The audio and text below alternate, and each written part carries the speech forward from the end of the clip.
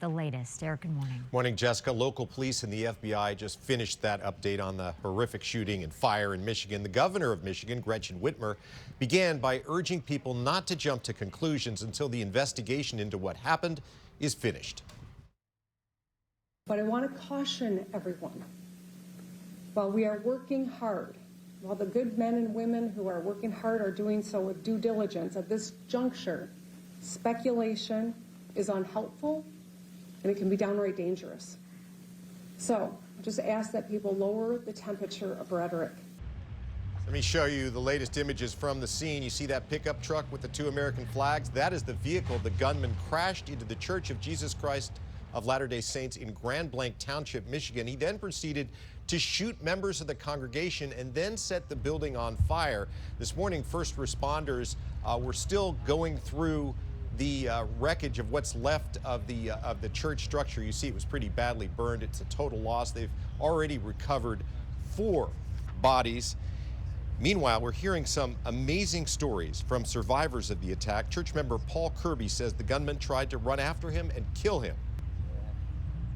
I'm panicking and trying to get through the doors as fast as possible and just expecting a bullet in my back. I was just waiting for it. I'm thinking I'm a goner. I'm going to get hit because he's shooting at me. He missed every time. Kirby later found a small piece of shrapnel in his foot. He says it's a miracle he and his family weren't killed. It was the scariest I've ever been in my life. It wasn't the shooter trying to shoot me. It was, is my family okay? I'm extremely grateful.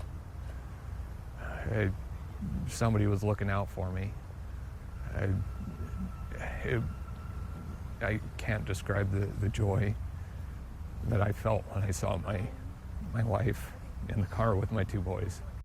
Now to the images of the church from yesterday, fully engulfed in fire. At 10:30 on a Sunday morning, it was filled with worshipers. Authorities say that after ramming his pickup into the building, the killer used an assault-style rifle to spray gunfire at the congregation. They believe he used some kind of accelerant, such as gasoline, to set fire to the church, trapping some people inside. They say he also left behind 3 crude explosives. In addition to the 4 killed, another 8 people were wounded, some severely. Officers arrived on the scene about a minute after receiving a 911 call. They shot and killed the suspect in the parking lot. Investigators are saying they don't know what motivated him. The gunman's identified as 40-year-old Thomas Jacob Sanford. He's from the nearby town of Burton, Michigan. He served in the U.S. Marines for 4 years. Between 2004 and 2008, he was deployed to Iraq and Japan and received medals for his service. A former high school classmate describes him as an avid hunter who seemed like a typical country kid while growing up. Again, this morning, investigators are saying they still don't know why he did what he did. The FBI is investigating this as an act of targeted violence, and we are continuing to work to determine a motive. In the past 24 hours, our investigative squads and specialty teams have been out all night, exhausting leads, some of which have been coming in from the public via tips. Just minutes ago, authorities there in Michigan say that they have finished searching that burned-out church. They have not recovered any more victims since last night. They say everybody who was in the building at the time of the violence is now accounted for. Frank? Eric, thank you for that. Another U.S. Marine veteran has been charged in connection with a different mass shooting over the weekend. Police in North Carolina say 40-year-old Nigel Edge piloted a small boat close to a crowded waterfront bar on Saturday night and opened fire. 3 people were killed, 5 others were injured. Police say the attack was highly premeditated, as they put it, and that the location was specifically targeted. Officials say Edge had previously filed lawsuits against the town and its police department. He served in the U.S. Marines from 2003 to 2009 and earned multiple awards, including a Purple Heart. Breaking news now from Washington this morning. Israeli Prime Minister Benjamin Netanyahu at the White House as President Trump attempts to negotiate a ceasefire in Gaza. Upon the Prime Minister's arrival, President Trump said he is confident there will soon be peace in Gaza. The U.S. has proposed a 21-point plan, and President Trump says he expects both sides to agree. A news conference with the two leaders is expected to get underway at any moment, and we will break in with any major developments. Congress has to reach a funding deal by tomorrow at midnight or the government will shut down. Republicans who control both houses of the Congress say they want a short-term bill to fund the government at current spending levels for 7 weeks and a time to work on a long-term deal. Democrats want an extension to health care tax credits that have been in place since the pandemic and expire by the end of this year. The White House is signaling the impasse may go on for some time. The press secretary for the White House says there's nothing to negotiate. President Trump will meet with congressional leadership later today on the budget crisis. President Trump says he will be imposing a 100% tariff on foreign-made films shown in the U.S. It's something he threatened several months ago. KTLA's David Lazarus here with how this levy might be implemented. Well, that's the big question. Today is different from what the tax on foreign-made movies is necessary for national security reasons, because we needed to stop foreign propaganda and messaging. Now he's saying that foreign countries are, in his words, stealing film production from the U.S. like candy from a baby. The thing is, no one knows how you would impose such a tax. For example, when you make a pair of Air Jordans in China or Vietnam, a tariff can be imposed on the U.S. importer, which then typically passes along that cost to U.S. consumers in the form of higher prices. With movies, there is no physical product to tax. Therefore, the only seeming way to tariff movies is to double the price of movie tickets.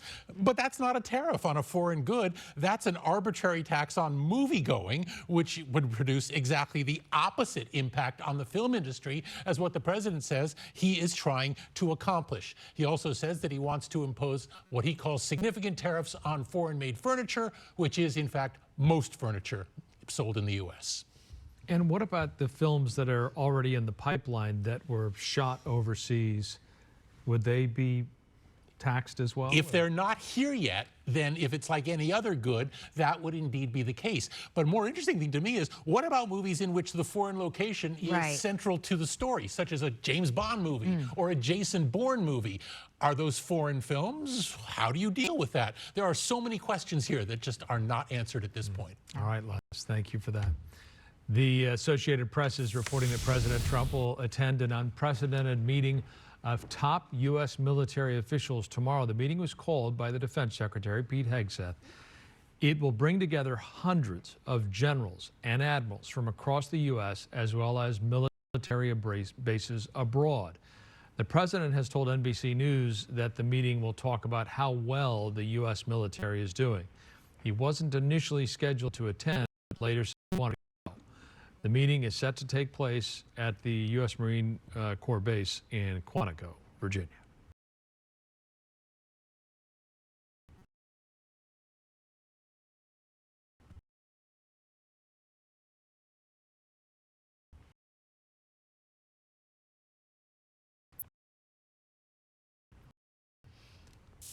We have been talking about this all morning. We're now getting a better look at the land movement in Rancho Palos Verdes that happened over the weekend. Rich Prickett is live overhead in Sky 5 with kind of bird's eye view. Rich, good morning. Yeah, Jessica, good morning. Take a look at this. First overhead look here in Rancho Palos Verdes. The backyards that shifted over the weekend, falling a couple 100 feet here, leaving pathways and furniture just down on the bluff here. Now, the residents, no evacuation was required, but some of them, out of abundance of caution, have decided to stay elsewhere while geologists take a look at the damage here. This is on private property, so unfortunately the homeowners are going to have to be responsible for the cleanup here. The houses are unaffected, reportedly built on solid rock, so not really any immediate concern to the actual structures, but you can see just how badly the backyards have shifted down. There's a lot of features that have been seen in the backyard over the years and then finally just gave way. So going to be quite a survey, quite a cleanup here, and residents still concerned that more shifting could happen, but about four houses here affected. This is on 49 Marguerite Drive, just off of Palos Verdes west here in Rancho PV. Live in Sky 5, Rich Prickett. Send it back to you in the studio. Wow, that's quite a scene. All right, Rich, thank you for that. All right, time now to check the weather on this Monday with Mark. Good news, they won't be getting any rain Right. over the next 7 days. It's all mostly clear skies, so that's some great news as far as that goes. I don't think that area needs rain at this moment. Today, beautiful, clear skies already in most of the beach communities. That's Long Beach. And the temperatures, nice and comfortable. We're not looking at any excessive heat over the next few days, so that's all the good news right there. At the moment, 70 in downtown Los Angeles, 2 degrees cooler than yesterday at this time, and winds are from the west at 10 miles per hour. Our record was set in 1963 at 106 degrees.